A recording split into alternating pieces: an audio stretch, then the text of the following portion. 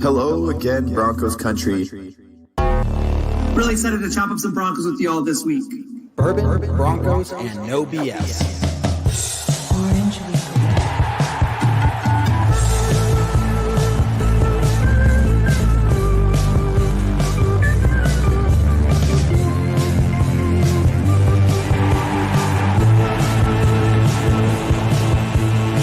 It is that time, your favorite time of the week. We're not for the Raiders, Chargers, or Chiefs. So grab your brews and your fantasy league.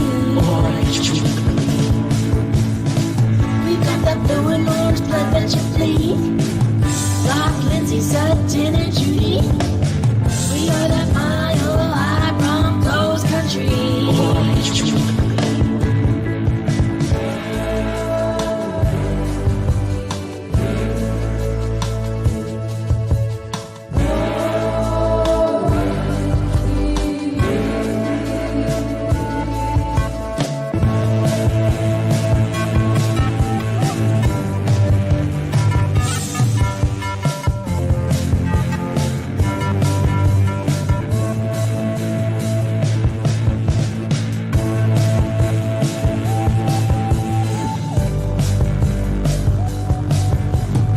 Orange Weekly.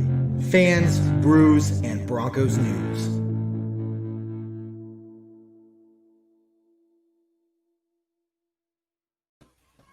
How's it going, Broncos country? Welcome back to another episode of Bourbon, Broncos No BS, where tonight I'm drinking for happiness, not to sound my tears. So, grab your drink, everyone. Kick back, relax. We want to hear what you have to say about the Broncos' huge comeback, down 17 points against the Chargers and driving down the field. Drew Lock, 3 touchdowns in the fourth quarter. First time the Broncos have seen that since Peyton frickin' Manning. So if that doesn't say a lot about what this guy can do, I don't know. So post your comments, post your questions. We want to talk with you, not at you. So we got Ayla and Jason up with us here today. How you both doing? Can't complain on the day following a win. A victory Monday, y'all. I'm fucking stoked. Woo! Guys, we are 3-4. Yes. We're not out of anything. And I like to joke that, Jared says we're not mathematically eliminated, but,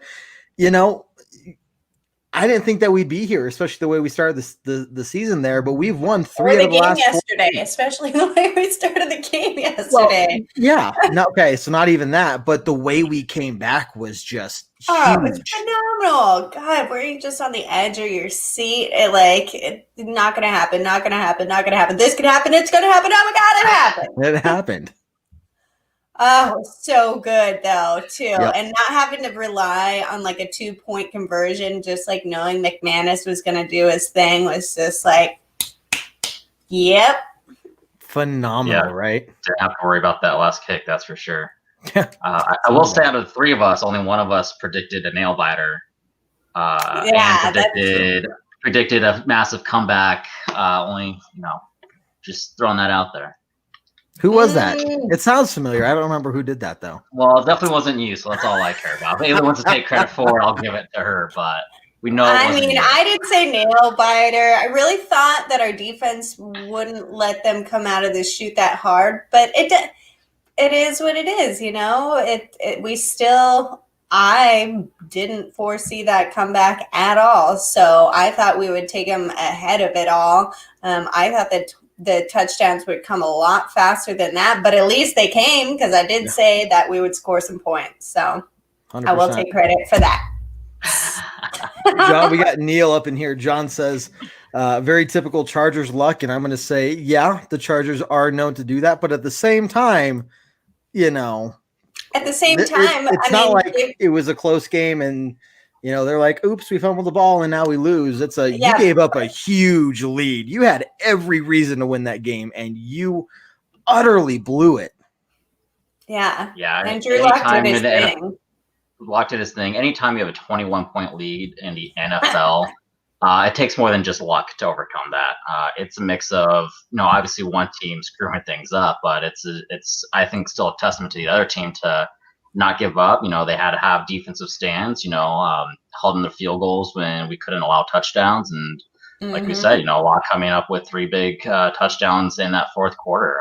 It's nothing to overlook, I don't think. No, Well, it was exciting straight out of the gun with Simmons' pick, and you're just like, yes, this is what needs to happen. Oh, man. But we weren't losing right away. Like, we had 3 points on the board, and they had 0 for a while. Like, that was the thing. And it's like, okay, well, nobody's getting out of here. And then, we get to the end of the second quarter, and it's like, what the hell's happening?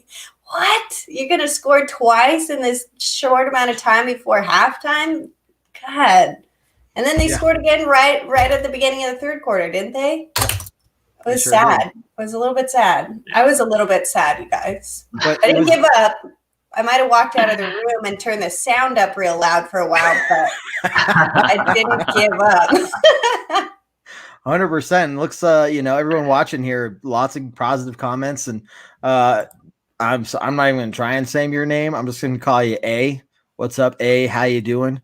So the report was that Drew Lock went in there at halftime and not just talked to the team, but made his thoughts known very loudly and clearly. And I think with the halftime adjustments to include Pat Shurmur just saying, you know what, man, just go do you. Just go be Drew Lock. And all of that came together. We saw some swag back on the field. We saw some dance moves. Yeah, exactly. I mean, the defense was like, okay, now we have a reason to continue to play, because they started looking worn out. I don't say bad. They just started looking worn out at the end of the first half, and rightfully so. Rightfully so. I mean, I was worn out just watching them. Give me a break. Yeah, it doesn't help when your offense has 3 first downs the entire first half. That's for sure. Yeah, exactly. Right? Like, we skip a touchdown. Can we get a fucking first down? Like, jeez. Oh, John, maybe we, Drew Lock does need some more booze, because that, I think that, he heard them. They were loud, and they're rightfully so, I would never, no, not rightfully so. I don't boo my own team. I don't care. I am not that. Okay, let me rephrase that. And Jason, you've heard me say this before. If I'm at the stadium, I do not boo. Did he deserve a lot of negative criticism the way he was playing? Yes. But here's the thing: I'm not going to boo when I'm at. I would never boo my own team at the stadium ever. I totally agree. And let's be real: it wasn't just Drew Lock that was atrocious that first half. That second quarter, the entire team was dismal, right? And so I don't think I agree.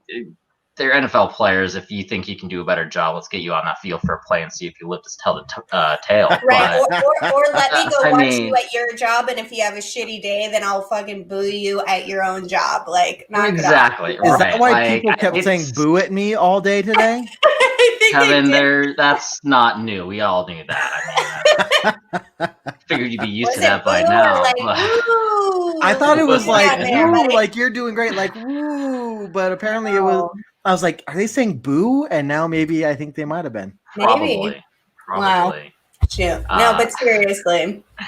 Right. Point being, like you guys said, I don't think any reason to do that. And let's be real, it's not the boos that motivated him. It's not like Drew Lock heard that and went, now that I'm hearing boos, let me fix my entire game plan here. No, it was obviously halftime adjustments where, allowing Lock to do his thing, play like he's able to instead of handcuffing him, trying to force him to play a style he's not able to, and picking up tempo. We saw Drew Lock is great with up-tempo football. We finally were able to give him some up-tempo, and look what happened. 3 touchdowns in a quarter.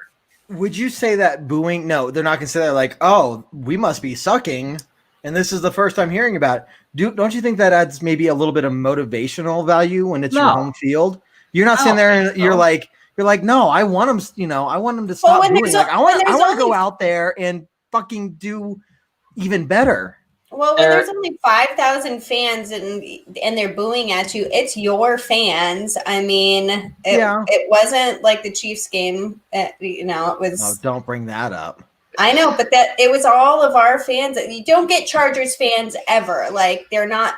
They don't exist really. Like, I've been to a bunch of games when they were in San Diego, and it's a sea of orange. So that was all Broncos fans. So it's just like, I think disappointment and like maybe wanting vengeance for that, maybe a little fuel, but you're just like, you know what? No, I'm better than this. Let me dance. Let me throw it big down the middle of the field, which he was showing he could do. And him and Judy were connecting, which we've all been waiting for, right? Yep. 100%. Yeah, I don't think it adds any motivation. Again, these are NFL players. These are your top of the top. They know when they suck. They know when they're playing bad. They don't need fans telling them and enlightening them how poorly they're performing. They want to win. I guarantee you, just about any NFL player wants to win more than any other fan wants them to win. Why? Because it equates to their paychecks. I mean, but maybe not. Jets, like, I really want them to win more than everybody, but I don't think the Jets got that message. Hey, just because the Jets suck doesn't mean they don't want to win. I mean, they also have Gase at their helm, so let's be real. I mean, you could put up Tom Brady on that team and they would flutter. But point being is, I mean, boos aren't going to motivate these guys. They're motivated enough. They want to win. So they would rather hear the support. You know, I don't think it was the booing that had a dang bit of difference in that game. But he did mention it, and they filmed him at the end, like, "Hey, hold those boos next time." And it's like, I will hold my boos. Thank you.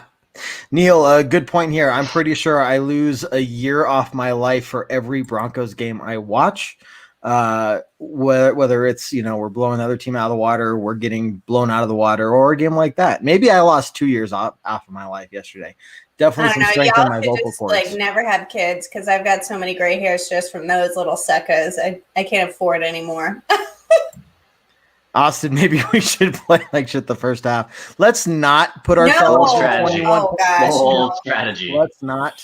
Joey, I would disagree with you here. Defense wasn't awful. Look, they kept us in the game, even against the Chiefs last week. They kept us in the game. It was, well, if it weren't for them, they didn't score for quite a while. Yeah. So, and then the other one, the touchdowns, those 2 in a row were just kind of almost let it slip through the cracks. I wouldn't say awful at all. Yeah. Jason, what do you think about this one? Philip Lindsay, starting running back. Why is he not one?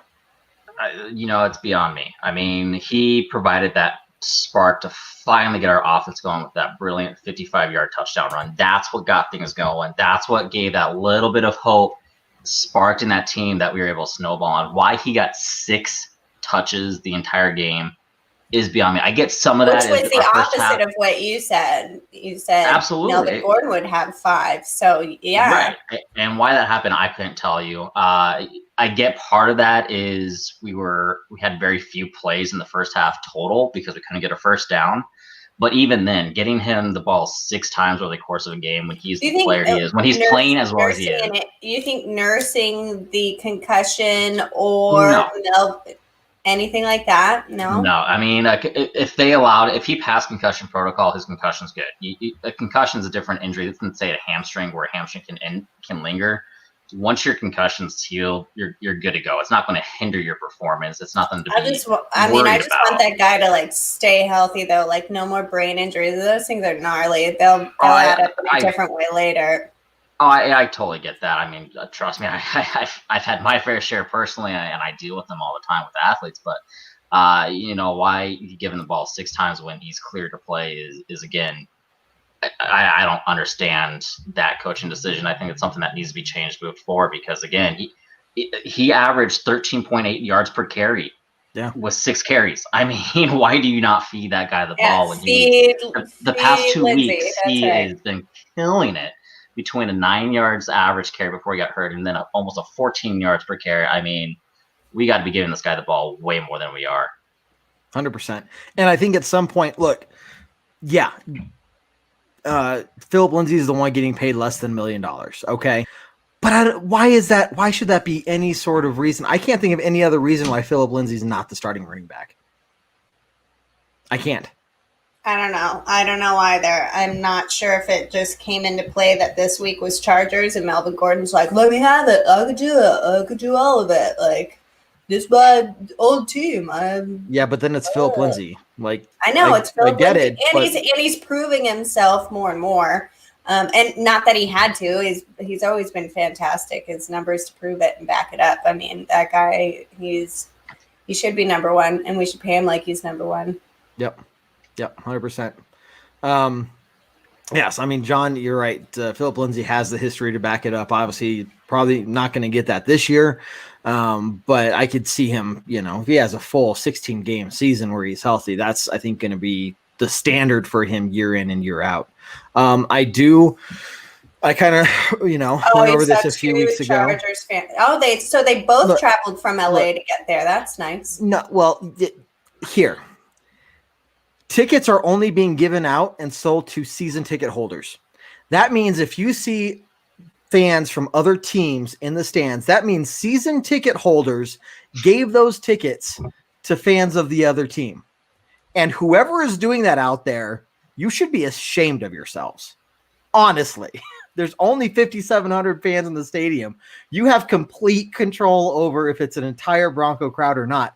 Why would you give up those tickets to another fan, I know. I would probably lick some dirty boots to get to one of those games. I might be going to 2 of those games this year. So let's see. John also says he's pissed with the poor performance, something else I don't recall doing. Yep, agreed. I just would never.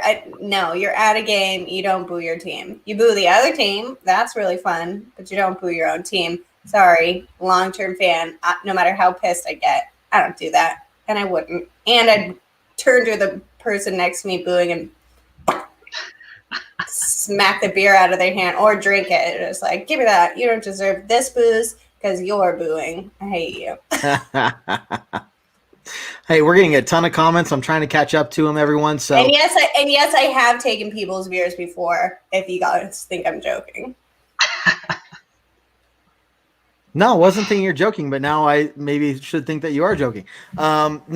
Keep posting your comments, keep posting your questions. If you haven't done so already, grab that drink, guys. We got some good stuff to talk about and some, just good moods overall, right?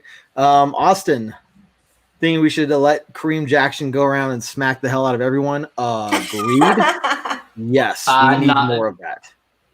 Minus his own teammates. That was an accident. I don't care. I want to clarify. He said let him smack out of everyone. He did yesterday, including Bouye, who just got back from an injury. So I want to clarify everyone that is not wearing a Broncos jersey. We need to be specific because clearly he didn't get that memo yesterday. That's all I'm saying. Now here's a good one. I heard Vaughn could come back by December. Do you think we should keep him rested? I haven't heard any news. I know that they were talking about that at the beginning of the season when he first got hurt. I think it would depend on what kind of position we are at the end of the season. All I've seen is that he's out of his boot now, which is good.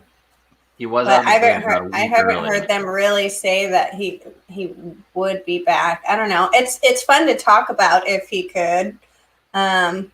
Because, of course, we'd all love to see Von Miller on the field, right? Like, wouldn't everybody? It's Von fucking Miller. But should we rest him? Depends on. I'd leave that up to the trainers. I'm not there. I don't know what he's going through. I don't know. If we're mathematically eliminated, and if Jared even mentions that, okay, then maybe it's not worth throwing. But what if we're in the hunt? What if we've got a wild card? I think at that point you 100% put him out there when he's ready.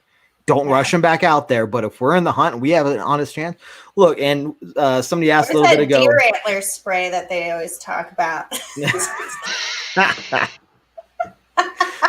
illegal. It's illegal. I know. Who was it? Somebody asked if we had a chance to beat the Falcons, and we'll get to that here in a minute. But you're looking at us 3-4.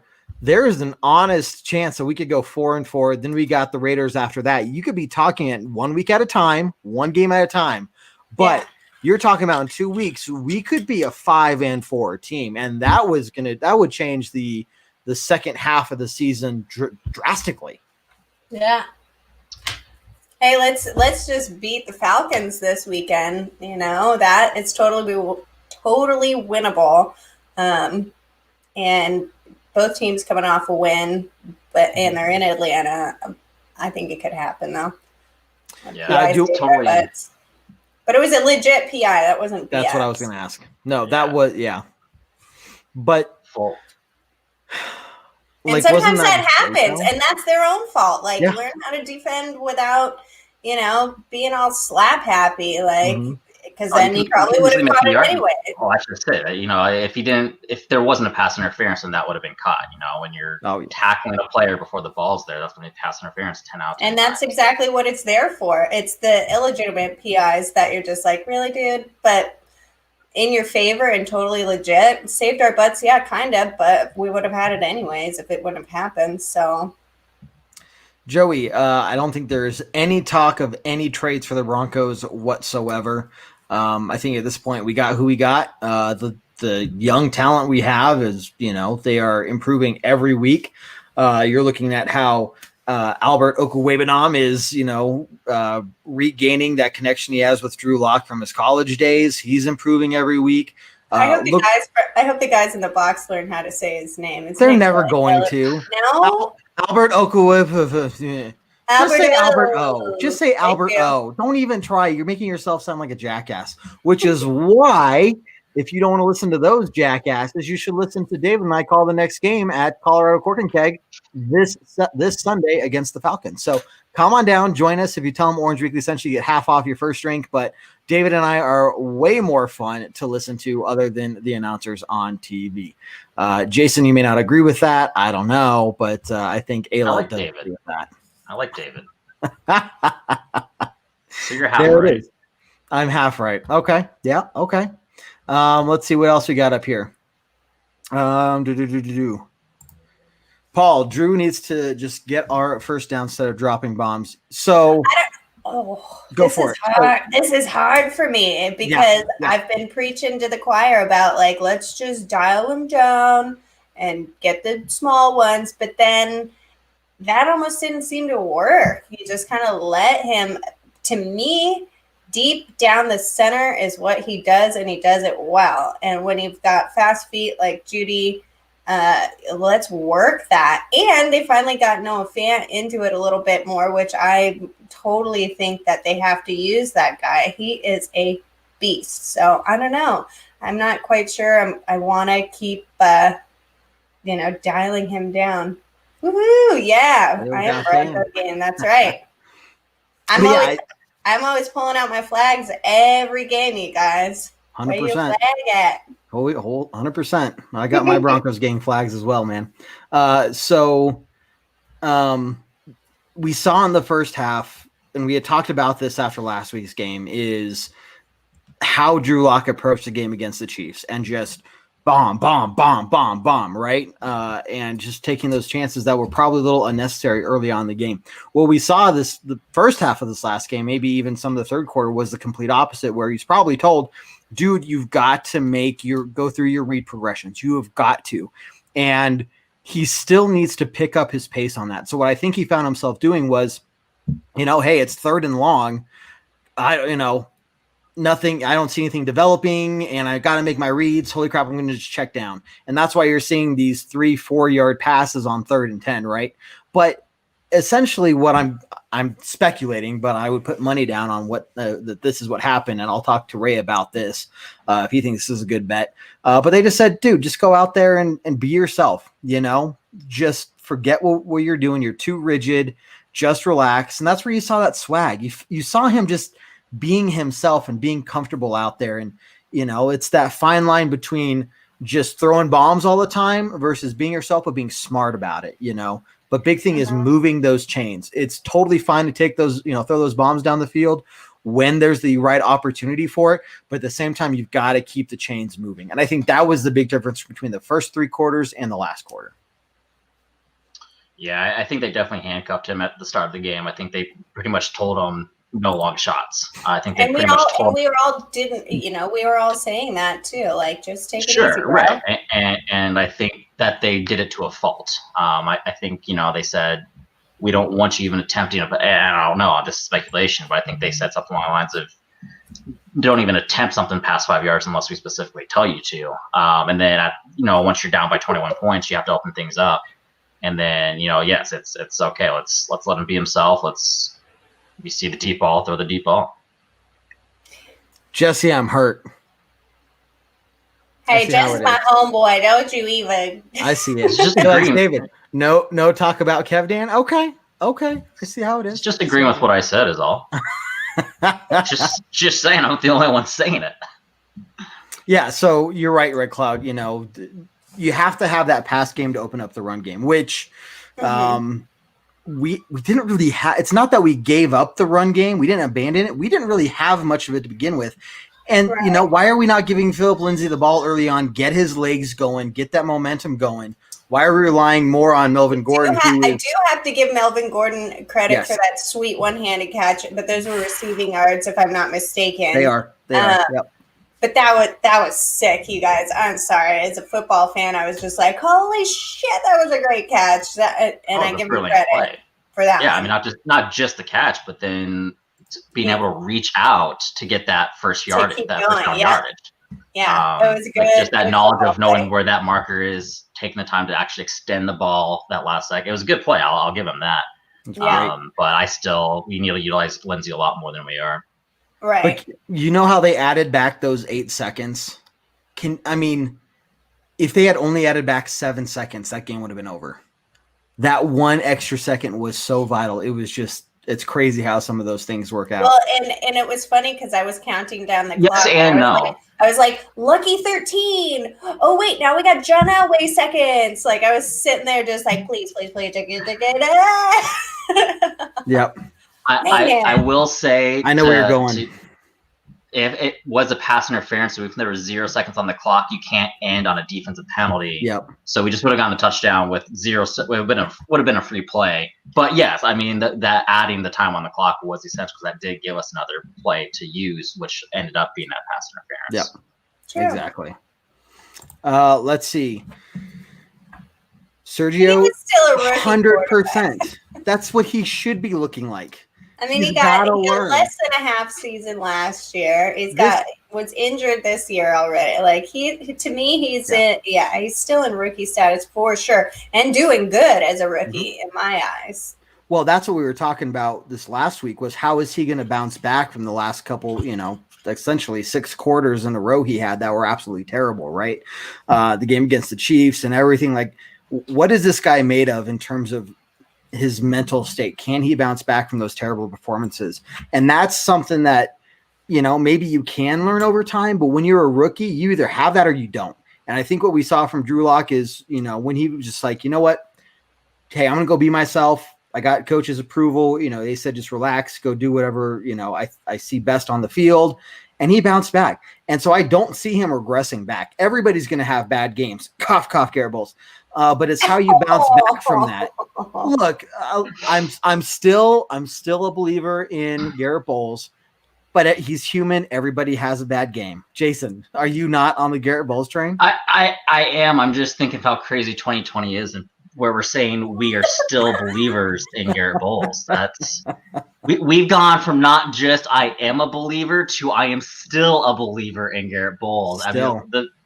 I mean, I don't disagree. I'm with you. It's just this year just keeps getting crazier. Is all I'm thinking. But how is Garrett Bowles going to bounce back? He's been so good all season long. Now that first holding penalty was bullshit. That wasn't really holding. I don't know what the ref was looking at. Maybe he was holding his own jersey. And it was like Garrett Bowles flag. Whatever. The only one. This one I remember from last year. And the year before. But either way, he's got to bounce back too. So when you see these younger players, and Garrett Bowles is young in terms of experience, not so much his age overall, but this is what really shows me what they're made of. How do you bounce back from those bad games? And if Drew Lock can take this momentum forward, this is the first time I think all year we really saw him just go out there and he's having fun, Yeah. And that's what we want to see from Drew Lock. That's who Drew Lock is. And if that's the guy out there all the time, no, we're not going to win every game. But that's the guy that's going to continue to improve over time. That's the guy I want to build a team around. That's the guy that's going to pull the team together and motivate them and be that leader on that team, right? So that's what I was excited to see about that. In addition to the 3 touchdowns in the fourth quarter, which we haven't seen for 7 years. So Right. And it speaking of reminding you of Peyton Manning, I could almost call the games when Peyton wouldn't play well. He almost had this gray face look to him, and I'm like, oh shit, we got gray face Peyton today. This ain't happening. And then inevitably we would lose. And it was like the first half, I pretty much saw the same gray face Andrew Luck, and then he came back. And I'm so grateful. Philip Lindsay opening up that touchdown. It was like everybody got color in them. They got some life in their pants and fire in their feet, and they fucking put it together, and things started falling in line the way that I thought that they would from the beginning of the game. But it was very much the same. Like you could just see the spark happen, which was great. And I was going to bring this up. Bryce Callahan's. That was awesome, right? That's your boy, Kev. I mean, he's legit, you know. He did a very good job as the Broncos mascot last year. I'll give him that. But he's doing an even better job this year being a defensive back. Miles isn't in the stands anymore. Just kidding. I saw Miles. Just saying, you know. I haven't seen Miles and Bryce Callahan in the same room, so you know, just take that for what it's worth.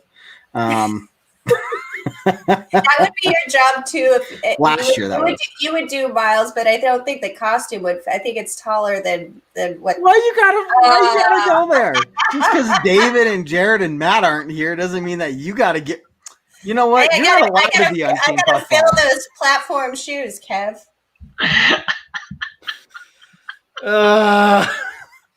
Somebody's got to bring it, right? So fine, maybe they'd have to, you know, make a specially tailored one for me. But I'm behaving myself tonight. Is all I'm saying. I didn't say any of that. Dan, I love that hashtag. Laughing. He's laughing. Better be. Yeah. Bulls lever. I love it. I'm going to steal that one. Sounds like something you'd eat. In terms of records, yeah, Locke is 6-3. Herbert is 5-1 now. Are you getting at the win-loss records? I think he's got the win-loss records, but Herbert didn't start the season.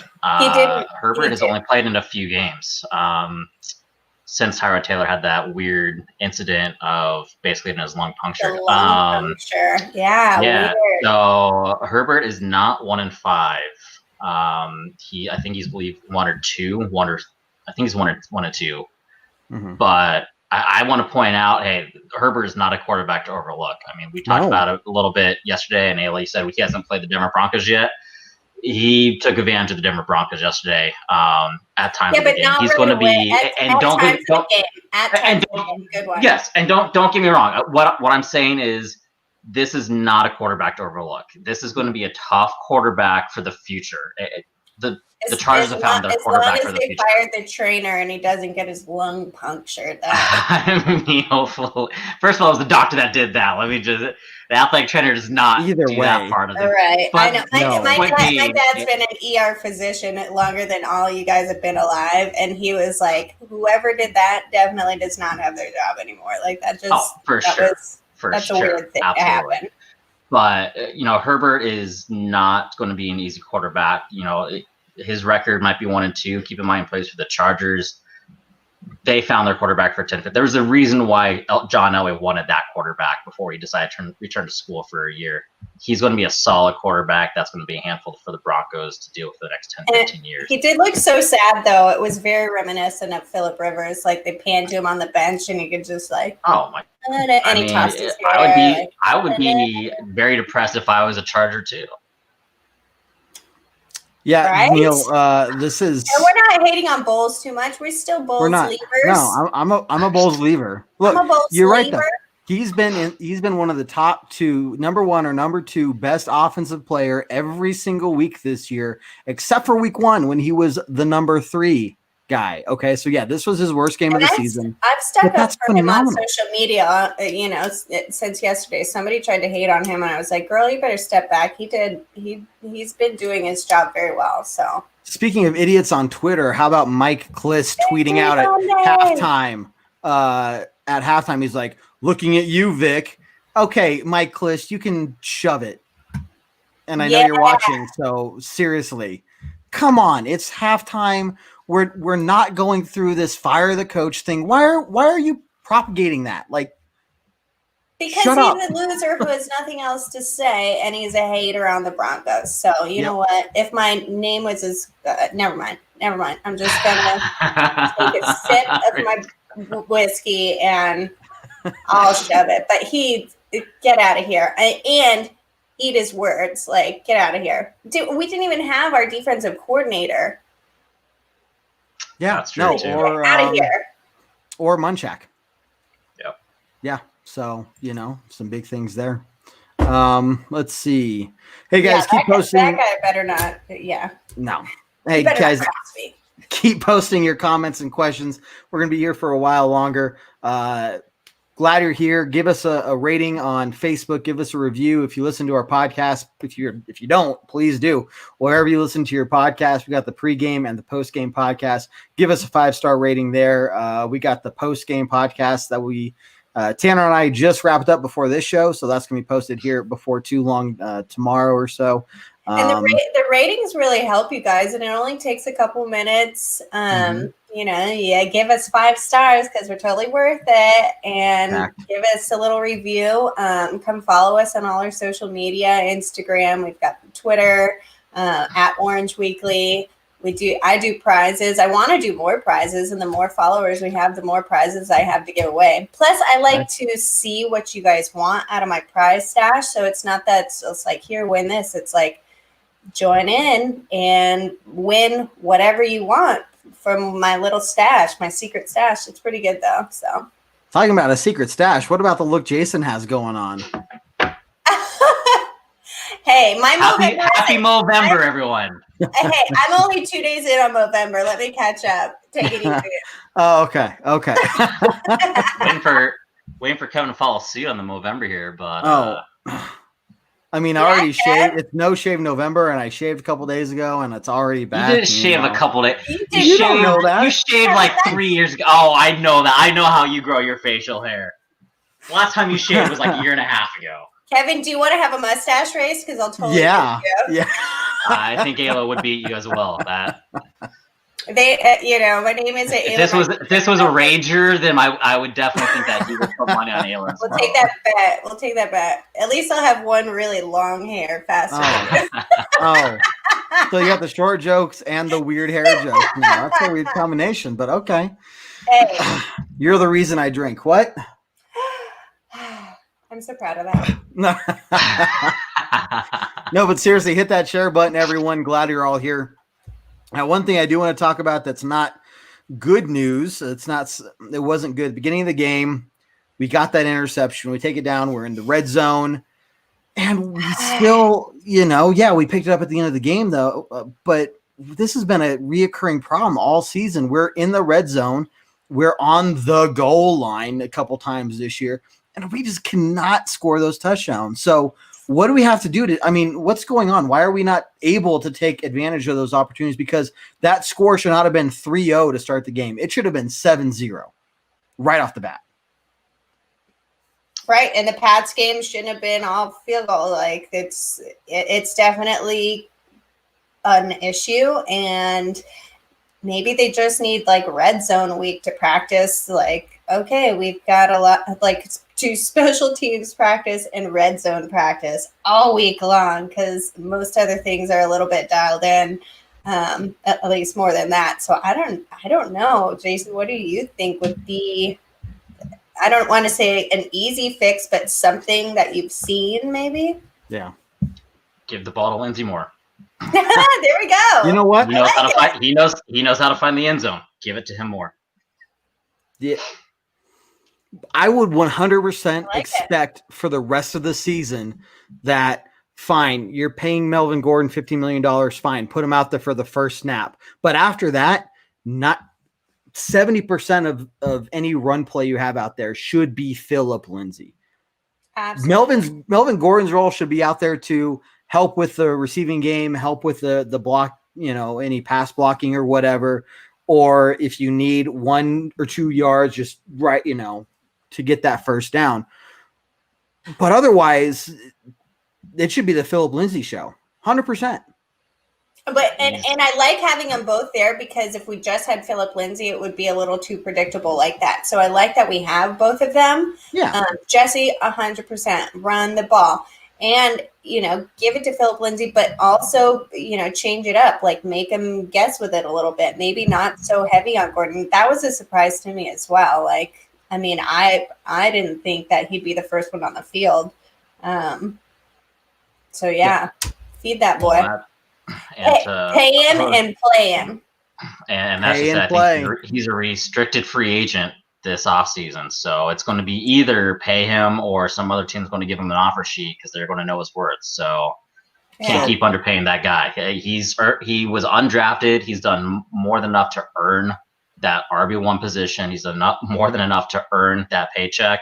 If we keep disrespecting him and keep pretty much saying we don't need him, another team's going to see his value and they will take him from us. He loves being a Bronco. Like, that is his thing. And he's putting his heart and soul into it without having some monstrous paycheck behind him, which speaks volumes as to his character and that he's just all heart and has talent to back it up. So I say pay him and play him.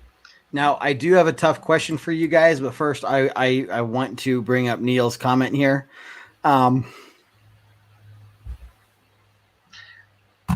It wouldn't affect Kevin that much, I'll say that. But I can't shave for at least another 2 years. I mean, it's a little too much for me. Oh, by the way, Neil, I love Red Cloud. I love some of our other OGs here. Neil is my number one fan because, and not to give it away there, Neil, but I might have actually gotten a vote to be president of the United States. And none of y'all did. So there you go. Cross that off my bucket list. Okay. Oh my gosh. I'm going to have, excuse me, I'm sure my fans can make it happen. Don't put Ayla for president, y'all. Make it happen. Well, and I'm not either, but like if I need to step into those clown shoes, I will. Oh, there you go. Okay, I do have a tough question for you guys, and it's one that Tanner asked me during the post-game podcast. I want to see how you guys answer. Got a couple free agents coming up this year. Philip Lindsay, Garrett Bowles, Justin Simmons, Shelby Harris. Let's say that you can only sign two of those back. Which two do you take and why? Oh, that's hard. And if you guys want to hear my answer, you have to check out the post-game podcast on Spotify, iTunes, Google Play, Stitcher, wherever you listen to your podcast. But I want to hear what you guys have to say. I'm keeping Philip Lindsay and Shelby Harris. Shelby Harris. Okay. Jason? I would do the same, and then I would use the franchise tag getaway to keep Simmons here for another year. Okay, so that's what I would do. Is I would use free agent money, and as free agents get long-term deals for Lindsay, get a long-term deal for Shelby Harris, and then utilize that franchise tag, which players in that league hate because this is what it comes down to: is you can keep doing it to a one player every year. And sorry, Justin Simmons, but you missed your chance to sign a long-term deal, so we're just going to keep franchising tagging the crap out of you. So let's go to a reality in which that isn't possible. Let's say you could only pick two, period, out the end. It sounds like we're now going into the same reality of you becoming president, which is a world that I'm not doesn't saying I'm going to exist. become president. It's not reality. It's fantasy. I want to hear what your top two of those four are. And so, Ayla, you gave your answer. I would keep it the same. Mine. I would keep it the same. I think Philip Lindsay, again, we've talked all about him a ton today, not just his on-field stats, but he, I think, embodies what a Denver Bronco is, both his character, his bite on the field. Yeah. He gets in players' faces. He doesn't care. He'll just take care of business. And then Shelby Harris, I think, that guy's been more than a stud, and you can always count on him. And I think we were lucky to get him back. I mean, I don't want to say that nobody else didn't see what he was worth, but like I think we were kind of lucky to get him back. And I hate even saying it, but it was worth it. And as much as I love Justin Simmons, because I think that would be my third, if I got a third pick or franchise tag in that scenario, he would be there. But there's been some things about Simmons that have made me a little bit disappointed because I had such high hopes, and maybe that was my own expectations, being not fulfilled. But not that he's not super talented, because the guy's amazing. Or maybe he's pissed because it was the franchise tag kind of situation. I don't know. I'm not in anybody's head, but there was something expectation wise that I always see with Justin Simmons, because that guy's super talented and athletic, but he's let me down just a little bit this year. Not 100%. I still love you, Justin Simmons. Don't hate me for this. But if you're gonna put me in this thing to back me up against a wall and put names on it, that's how I feel. Okay. So and devil's advocate for that. I would say devil's advocate is we've asked a ton out of Justin Simmons. I mean, he has played different positions this year on the field. He's also one of the only defenders in the entire NFL to have played 100% snaps. He has played. So when you take any player and you put them out that often and you're moving them around the field, you're asking them to play a different assignment every year, those numbers start to go down a little bit. And all I have to do is sit there and drink and watch them play football. So what do I really know? But I'm just saying, my expectation, because he's so amazing and I see his talent immensely. There was a few things out of the start of the season, and it's just really, dude, where are you? I know it's in there. No. So I guess. So why not? We don't know what we really have from Juwan James on the right side there.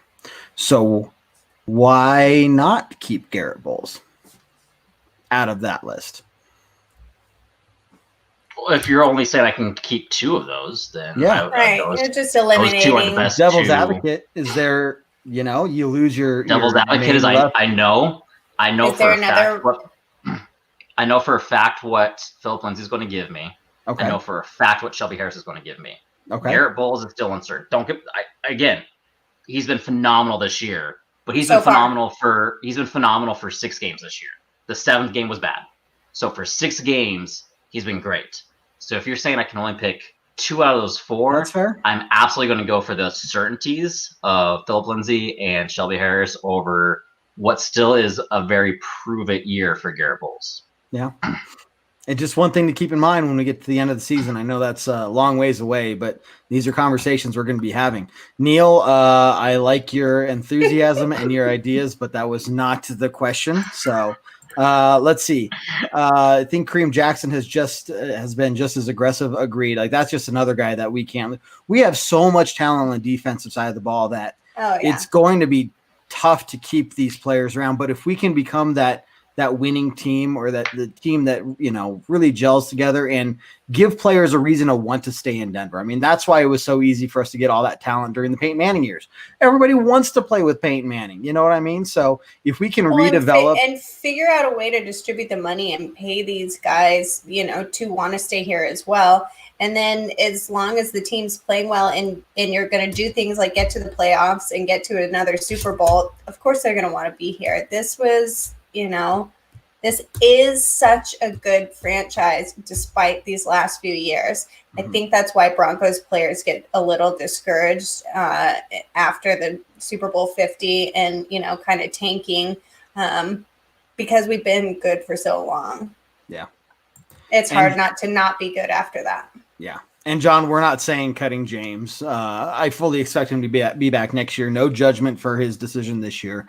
It is just going to be, if we have Garrett Bowles and we have Juwan James on both sides there, you're talking about giving Drew Lock a clean pocket and really helping out Philip Lindsay with that run game. I mean, that could be an explosive offense right there. Right. Let's see. Oh, sorry. Jose, Lindsay and Shelby have impacted all the games except when Lindsay was out. When Lindsay is out, it's not the game. Yep. So, he's I think a clear front runner in terms of the number 1 guy we should pick, right? So that's just something to keep in mind. Yes. So we didn't talk about this yet, but the Broncos did have 8 penalties this last game versus the Chargers 5, I believe. Obviously not our cleanest game that we've had yet or had this season so far. So definitely something to clean up. But the interesting thing is when you look at the stats across the board, the Chargers stats are in some cases a lot better than ours. I mean, total yards, Chargers had 485 and we had 351. And I could go down this list, right? But we got 2 Aylas. Which Ayla is Ayla? I don't know. What's up with that? Just There we kicked go. me out and then brought me. Oh, and she's gone Nope. again. Please, Oh, there we and go. now she's back There again. were 2 Aylas. I was trying to figure out You which only one was everybody only wishes there was 2 Aylas. You already know there's only one Ayla. right. So it wasn't our cleanest game. The stats don't reflect our score, and I get it, at the end of the day the score is the only thing that matters, but it's just an interesting turnaround from last week when we played a relatively very clean game, no penalties. If you looked at the stats of the Chiefs versus us, I mean, that stat wise it looked like an incredibly close game. So it's kind of a weird opposite this week where the stats aren't as similar, but the game is obviously we won in a very close matchup. So, I think we got to bounce back in several categories to include the penalties and the interceptions and all that stuff. Yeah, it's a good win. It's a fortunate win. It's a win that we don't have business saying we won. I mean, anytime you're down 21 points in the second half, you shouldn't be winning that game. But at the same time, we can't expect to win many games if that's the performance we put through 3 quarters. I mean, we play most teams that way. It's a very different discussion the next day we're having. Yeah. Now, this is a good question, John. Do we want a team sign talent or draft talent? And I know I have a very clear answer. What do you guys think? I'm always thinking it's hard to draft talent because those guys coming up from college, in my opinion, have so much further to go than already have played in the NFL and coming from, the difference of what it takes between college and NFL. Sure. So for me, I'd sign talent and make the team gel together that way. I don't believe in tanking for a new quarterback again. God, no. And quarterback is the hardest thing to replace in my eyes anyway. So sign talent all day if it's up to me. Jason? Yeah, I totally agree. And I think that's what John Elway has adopted the past few years. And I think that's why his drafts have been so successful lately is he stopped trying to draft talent and he drafts character, right? He signs the talent that has been proven NFL talent, and he finds the character guys now coming out of colleges. He finds the team captains, the people who want to grow, very coachable players. That is who he's drafted. And I think that's why he's had, his past few drafts have actually been very solid drafts. Mm-hmm. Yeah. And when I hear fans say, well, we've been in a rebuilding phase for 5 years now. Well, no, not really, because the first 3 years after Super Bowl 50, like you're talking about, John Elway's mindset was, if we sign 1 or 2 big names, we're going to be deep playoff contenders again. And after 3 years, it was very much obvious that was not the case. And we weren't drafting well at all. We weren't keeping any of our draft picks. They weren't panning out, pretty much any of them.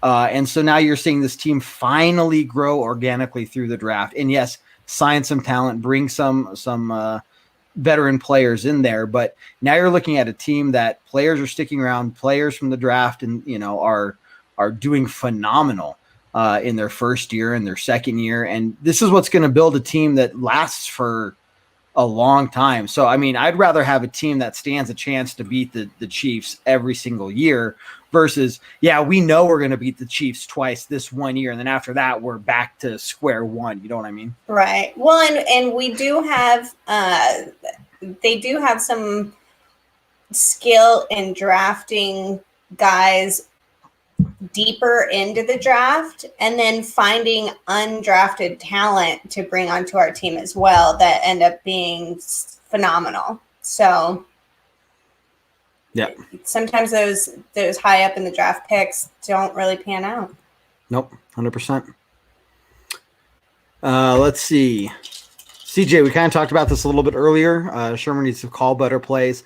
And I don't know how much it was play calling this last week as it was, trying to dictate how Drew Lock played.